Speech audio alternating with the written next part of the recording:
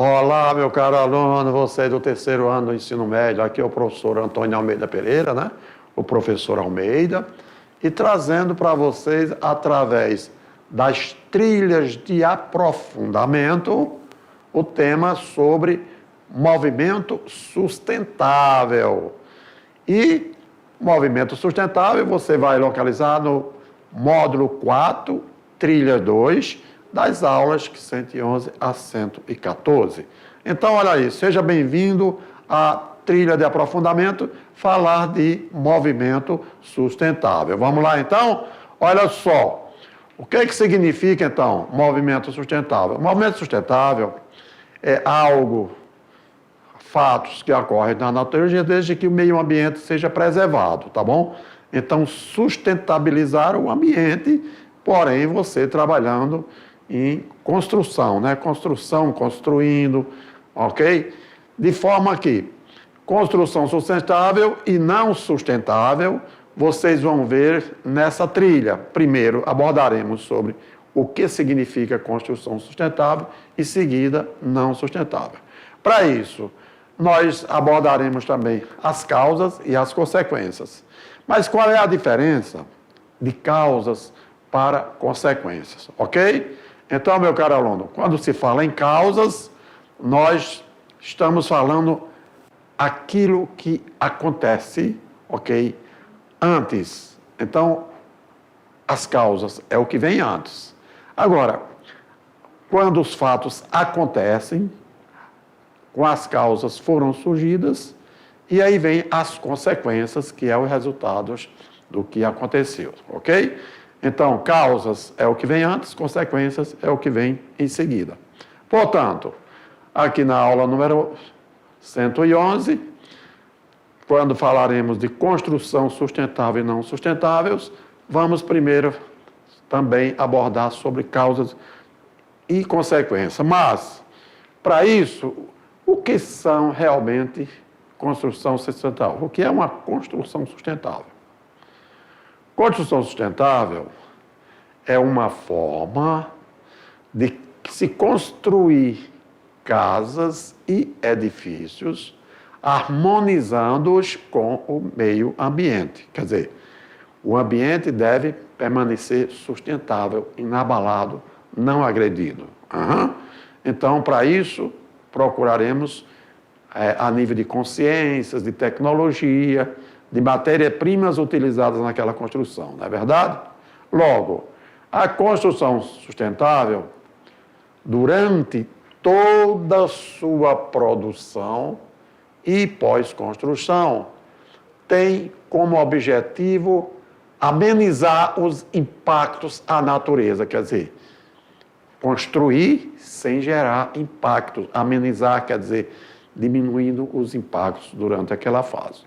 E com isso, reduzindo o máximo possível os resíduos e utilizando com eficiência os materiais e bens naturais. Assim como o quê? Como a água, como a energia, até o próprio solo, né? Porque quando se fala em não amenizar os impactos da natureza, reduzindo o máximo possível, resíduos, ok? E utilizando com eficiência os materiais e os bens naturais, desde que o ambiente não seja, digamos, agredido, ok? Então, isso é se falar de construção sustentável. E na sequência, damos aqui algumas dicas para uma construção sustentável. Você vê o seguinte, olha aí, a água que poderemos utilizar nas construções, a água pode ser uma água subterrânea, que é a água do rio, dos lagos, ok? Poderá ser também uma água subterrânea. Porém, para isso, não devemos desperdiçar a água. Então, devemos o quê? Primeiro, fazer o reaproveitamento da água ou reaproveitar aquela água. Uma água que já tenha sido utilizada, porém, através de uns processos básicos de purificação, você volta a utilizar aquela água normalmente. É isso? Sendo assim, em reaproveitamento de água, nós temos a água da chuva, que é uma fonte renovável e rentável, e a empresa pode usar coletores de águas ou calhas para direcionar a água para melhorar o armazenamento. Isto é, então vai estar chovendo naquele momento, então geralmente a chuva cai no telhado, né? Onde você está, geralmente, e ali você pode usar os coletores, ou utilizar o calha e direcionar aquela água para uma coleta. Pode ser num tanque, né, comum de caixa d'água, e aí aquela água, com a água da chuva que ia para o solo, você reaproveita ela para ser utilizada durante a sua construção. Porque você vai preparar o quê? Você vai preparar o cimento, você vai preparar a argamassa, e geralmente é ali, que tal uma água que você aproveitou da própria chuva? Não é muito importante? Outra possibilidade é desenvolver maneiras de reaproveitamento de água em canteiros de obra, como na mistura de concreto e na mistura de argamassa. Olha aí que eu falei, hein? Outra possibilidade. Então, choveu, procura de uma certa maneira recipientes que você, ao coletar aquela água da chuva, você vai utilizar no processo de sua construção, enfim. Aí você vai ter o quê? Com certeza, construir com sustentabilidade, preservando o meio ambiente, não é isso? E aqui tem a gravura, por exemplo, o telhado da sua casa, olha. A área de computação, de captação, de captar o que é? Então, caiu na telha, você prepara uma calha, que é o que chamamos aqui de condutores, e quando essa água vem passando pela calha, você instala um filtro para reter aquelas impurezas sólidas, e em seguida, você estoca essa água em reservatórios, conforme eu falei, ó, caixas d'água, né, que futuramente você vai utilizar essa água no preparo de massas para a sua construção. Lembrando, nem toda a água da chuva que cai no seu telhado significa dizer que esta água que caiu no telhado está pura. Por quê? Você sabe que lá no telhado existem impurezas, pode existir folhas, ok? Galhos de árvores, fezes de animais, de gatos, que geralmente anda por cima da casa, e quando a água cai no teto, geralmente ela solubiliza aquelas impurezas. Para isso é necessário a utilização do filtro para você utilizar o seu reaproveitamento, ok? Então, lembrando que é muito importante você saber fazer um reaproveitamento da água.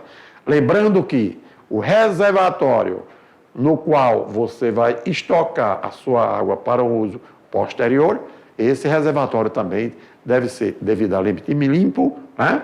E quando coletado a água através do reaproveitamento, você fecha com uma tampa para evitar que impurezas da atmosfera venham poluir aquela água. Valeu? Então, isso é dicas para uma construção sustentável, utilizando aqui o primeiro passo, reaproveitamento de água. Tem outras dicas, professor, para que a gente possa utilizar ou fazer uso durante uma construção sustentável? Tem sim, olha lá a segunda dica. Geralmente, nas construções sustentáveis, nós temos as chamadas telhas ecológicas. Telhas ecológicas que está relacionada diretamente com a preservação do meio ambiente, ok? São telhas que foram construídas também sem agredir o meio ambiente, minimizando os maiores impactos possíveis, livrando-se, portanto, de medidas que a gente chama medidas mitigadoras. O que são medidas mitigadoras? Aquelas medidas que se utilizam para não poluir o ambiente durante as construções. E sobre telhas ecológicas, a mais conhecida no mercado atualmente é a online. ela é feita com fibras vegetais e impermeabilizada com asfalto e resina termofixas. Impermeabilização significa dizer que naquela telha ela não deixa passar algo líquidos tal de um lado para outro, né? E geralmente com resina termofixa são aquelas resinas que elas se grudam na telha, tá bom? E suportam as temperaturas elevadas. Quanto às telhas ecológicas, nós temos a composição da cor que é feita com pigmentos naturais. Então, os pigmentos naturais lhe agredem, lhe dão cores diferenciadas. As cores mais populares nas telhas é a cor vermelha, né? Quando se fala na cor vermelha é porque se trata daquela cor originalmente falando da argila que se produzia as telhas, né? Mas pode ter também as telhas brancas, podem ter telhas cinzas, depende dos pigmentos naturais que você vai utilizar naturalmente, tá certo? E aí, olha aí, nós falamos do reaproveitamento da água, nós falamos das trilhas ecológicas e partiremos agora para o terceira dica. Quando, na construção sustentável, né, em homenagem aos movimentos sustentáveis, que estamos abordando nessa trilha de aprofundamento, né, no módulo 4, na trilha 2, nas aulas 111. Então, a dica é falar de construções feitas com bambu, né? Bambu, você sabe o que é, né? Geralmente é um vegetal que o caule do vegetal que você encontra aí na sua região. O bambu é muito utilizado nas construções de áreas externas. E aí, muito possível, ou é possível utilizar como telhado e quebra de vento, bem como em vigas e pilares, desde que seja feito o tratamento correto para essas condições. E nos interiores, o bambu pode ser aplicado na decoração do seu empreendimento, também como revestimento de paredes, divisórias de ambientes, portas e janelas. Por isso que lá falamos o seguinte, ó, o bambu muito utilizado nas construções de áreas externas. Então, trabalhar no revestimento de parede é falar de proteger a parede externamente. Você falar das divisórias de ambiente, então, geralmente, naquela parte externa, lá você consegue dividir os ambientes utilizando também o bambu. E portas e janelas, a parte externa da residência, ela tem o quê? Você tem portas e janelas e o bambu você pode utilizar perfeitamente que você está trabalhando com movimento sustentável e também condição sustentável. E aí? Aí você não está gerando poluição ao ambiente, você está amenizando os impactos. E aí, geralmente, fazendo sua construção com sustentabilidade, minimizando, ou seja, amenizando os impactos ao ambiente. E na sequência, ainda assim, nós temos aqui, ó, quarta dica. Construções com concreto reciclável, né? Você sabe o que é com concreto, né? Aquele material utilizado na construção, mas nem todo concreto é utilizado originalmente na primeira construção. E aí ficam os fragmentos, ficam aqueles resíduos de concreto, e ali é possível fazer uma reciclagem. Portanto, logo, o concreto reciclado geralmente é utilizado para a construção e está atrelado à sustentabilidade. Algo que foi reciclado, tá bem? E utilizado na construção sustentável, nós estamos preservando o meio ambiente, daí tratando-se de sustentabilidade. E é verdade que trabalhar em construções com concreto reciclável, isto reduz a quantidade de resíduos gerados, pois boa parte do concreto é reciclado e dá origem a um novo material que pode ser aproveitado de diferentes maneiras. Então, aí está, ok? A gravura indicando o quê? Onde estamos utilizando concreto reciclado. Tudo bem? Então, se vocês observarem, meus caros alunos, na construção civil, muitas vezes de 10% a 20%, o resto de construção, aqueles concretos, eles não são utilizados. E aí, por que não reciclar esse material? Você fragmenta ele, você transforma em argamassa e você vai utilizando novamente na sua construção. Tá legal? Então, foram aqui 4 dicas que foram dadas para utilizarmos materiais como matéria-prima nas construções sustentáveis. Agora, professor, muito bem, você falou sobre materiais utilizados, né, na construção sustentável, com sustentabilidade, reaproveitamento da água, concreto reciclável, enfim, telhas utilizadas, que nós vimos também, né? No entanto, quando se fala de construção não sustentável, por quê? Porque o tema da trilha é movimento sustentável, ótimo. Mas muitas vezes você quer saber a diferença. Bom, o que é que deveremos fazer para obtermos ou para gerarmos, geralmente, construção sustentável? Então, 4 dicas foram dadas. Mas, se a construção não é sustentável, é que consiste em construir residências e edifícios sem levar em consideração, ou seja, sem harmonia com o ambiente, sem considerar os impactos que essas construções devem gerar ao meio ambiente. E a construção não sustentável, durante a obra, ela produz impactos à natureza, gerando resíduos e gerando poluentes que comprometem o solo, comprometem, consequentemente, os recursos hídricos e a atmosfera.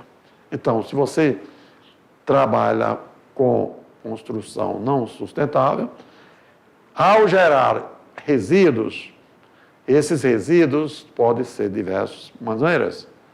Então, eles vão gerar os poluentes que vão ficar no solo. Muitas vezes, esses resíduos, eles podem causar infiltrações. Se causar infiltrações, vai comprometer os lençóis freáticos. Se esses resíduos não for jogados no solo, mas geralmente existem águas superficiais, rios, igarapés, então esses resíduos vão comprometer esses recursos. E ainda, eles podem gerar problemas na atmosfera, poluindo o ar atmosférico, e com isso nós dizemos que aquela construção, ela não é uma construção sustentável. Na sequência ainda, quando se fala em construções, conforme nós vimos aí, ó, não sustentáveis, não considerando a sustentabilidade do ambiente, então falamos do conceito sobre a poluição hídrica, que aqueles resíduos da construção podem trazer ao ambiente. Então, falar de poluição hídrica é que consiste na presença de poluentes da água, que inclui bactérias, né, que são contaminações microbiológicas, vírus, parasitas, fertilizantes, pesticidas, medicamentos, nitratos, fosfatos, plásticos, resíduos fecais e até substâncias radioativas. Então, todo esse tipo de resíduos que são gerados em construções não sustentáveis, isso com certeza agride as fontes hídricas. Então, imagina aí a quantidade de plásticos que você observa.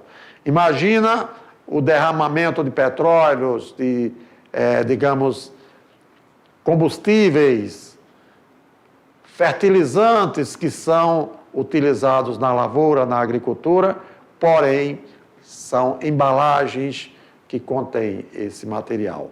E aí, quando cai nas fontes hídricas, vai poluir. E ao poluir essas fontes hídricas, o que vai acontecer? O ser humano não pode beber naturalmente essas águas, porque elas estão poluídas e podem causar, doenças diversas ao organismo.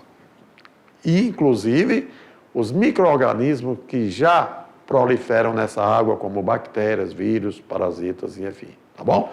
Então, aqui nós estamos falando da construção não reciclável ou não sustentável através da presença de poluentes, tá bom? Então, o ideal seria construir com sustentabilidade, minimizando ao máximo os impactos ambientais. Nós temos também que levar em consideração as causas das poluições hídricas. Entre eles, lixos e efluentes de água fecais. O que são efluentes, gente?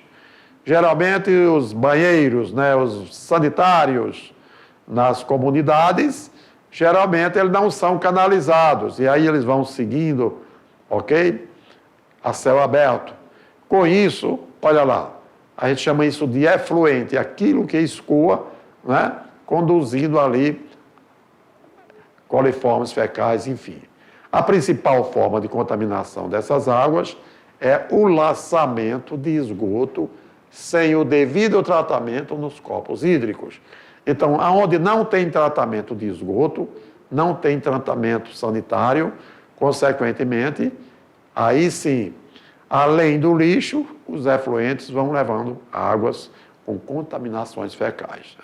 E o que sabemos é que, segundo dados da ONU, Organização das Nações Unidas, lixos e efluentes de águas fecais contemplam mais de 80% das águas residuais do mundo que chegam ao mar e aos rios sem tratamento. Então você, tudo bem, aí na zona rural, você está na zona, acontece em pequenas quantidades. Agora, nos centros urbanos, aonde não tem tratamento de esgoto, então, essas águas residuais, elas vão vai pelo igarapé e vai contaminar os rios maiores. E ao contaminar os rios maiores, essas águas vão para onde? Vão parar no mar, Então, se não gera tratamento, consequentemente, ela gera uma fonte morta. Por quê, meu aluno? Quanto mais poluição nas águas, menos oxigênio dissolvido, que é daí que os peixes vivem e utilizam. Então, só lembrando um detalhe. Você já viu, peixe não sobrevive das águas superficiais, porque ali a água ela está quente, ela recebeu a ação da luz solar. E aí, como eles vivem de oxigênio dissolvido, peixe não tem pulmão, peixe tem traqueia. Então, geralmente, os peixes eles vão nas profundidades da água buscar o oxigênio dissolvido, porque a água lá é fria. E já pensou se naquele solo onde a água está, se tiver poluente, como mercúrio, dejetos, enfim, a presença de resíduos provenientes de esgotos, efluentes que não são tratados, eles tiram todo o oxigênio da água e o que acontece? Os peixes morrem. E você vê grande quantidade de peixes flutuando porque morreram devido à ausência de oxigênio, tá bom? Então, só lembrando para você a importância de trabalhar numa construção sustentável e não construção que não seja sustentável, porque vai gerar impactos ao meio ambiente. Tá joia? E aí, olha só, imagina nessa época agora, vocês estão presenciando, muito oportuno aí, o tal do desmatamento. E falar de desmatamento ou desflorestamento refere-se à eliminação total ou parcial de qualquer tipo de cobertura vegetal. E atualmente é considerado um dos maiores problemas ambientais. O corte das florestas pode esgotar as fontes hídricas e gerar resíduos orgânicos que servem de caldo de cultura para bactérias contaminantes, ok? Então, imagina aí o desmatamento.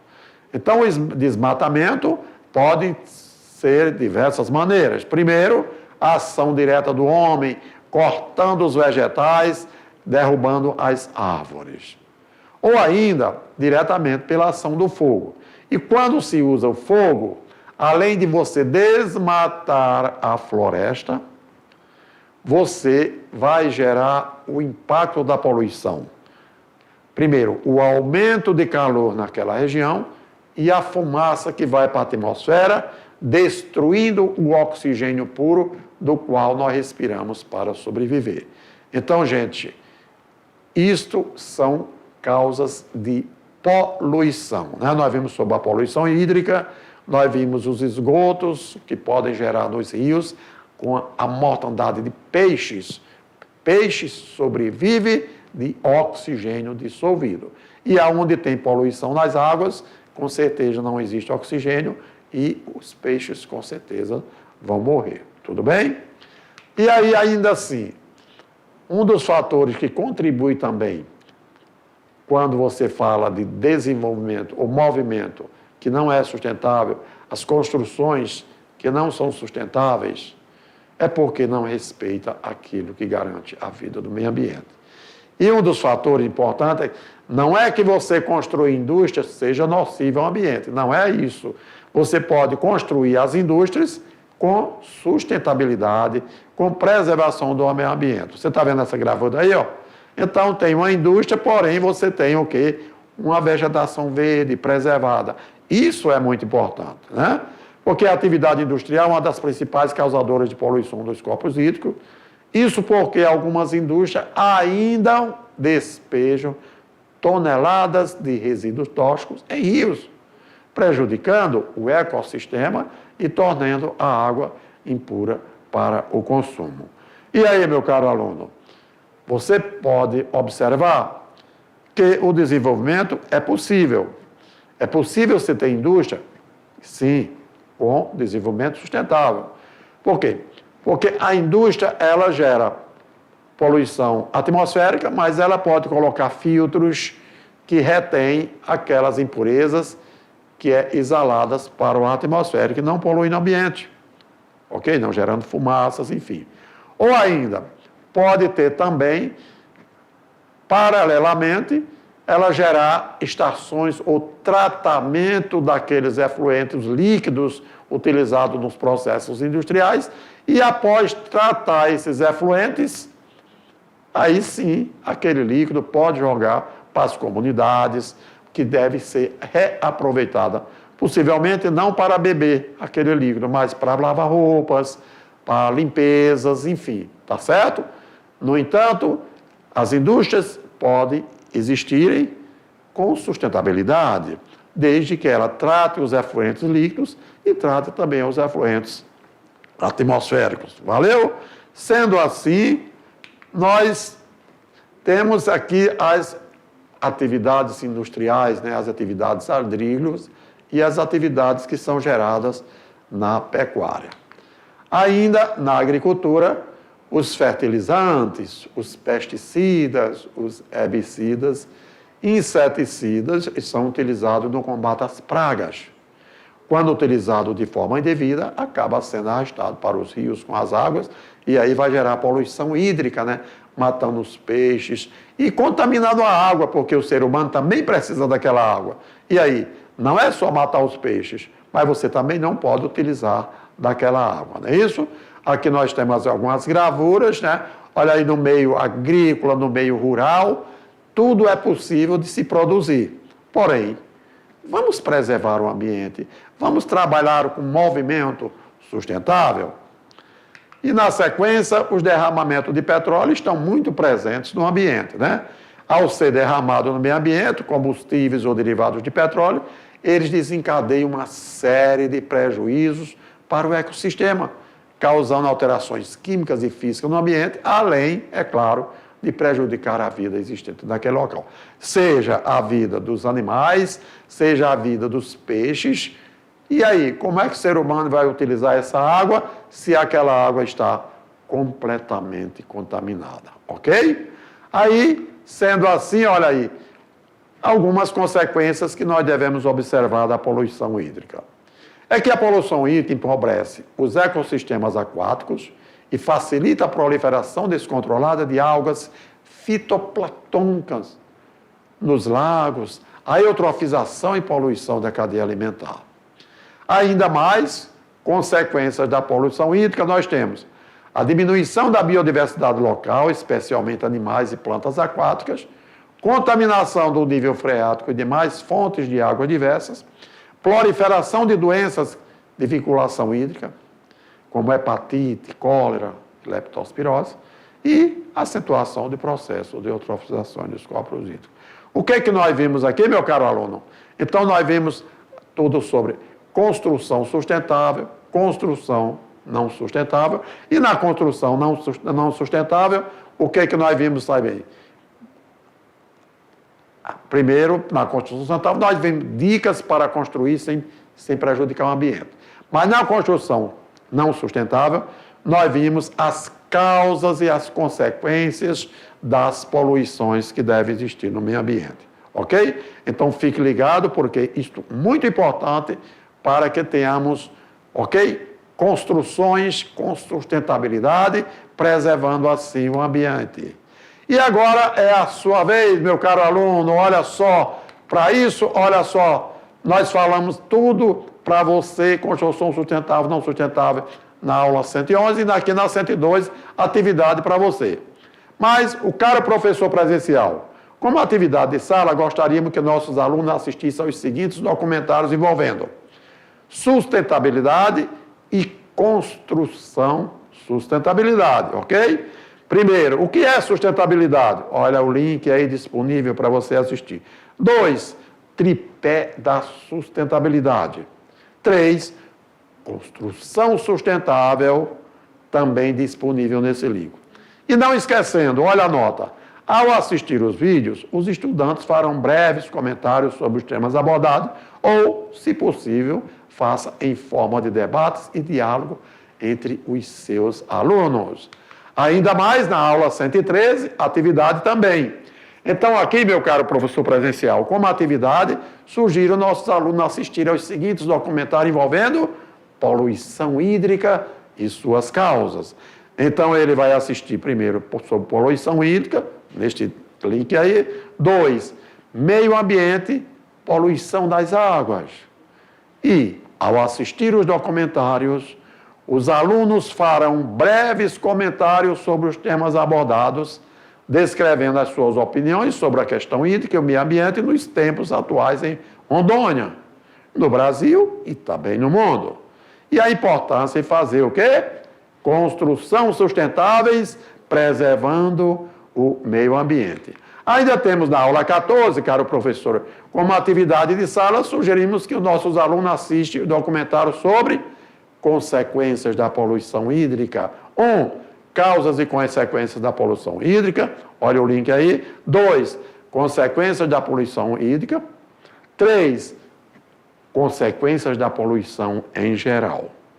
E ao assistir os vídeos, olha o lembrete, os nossos alunos farão comentários sobre os temas abordados, que nessa temática também pode incluir a situação atual dos rios do estado de Rondônia, e assim, o que fazer? Ok? Então, que bom, meus alunos, vocês aí do terceiro ano do ensino médio, lembrando sobre a presença dos nossos professores presenciais, que só estimulam nossos alunos, é isso? E nesse módulo 4 da trilha 2 de aprofundamento, nós falamos de movimento sustentável. Um grande abraço e boa sorte para vocês. Valeu?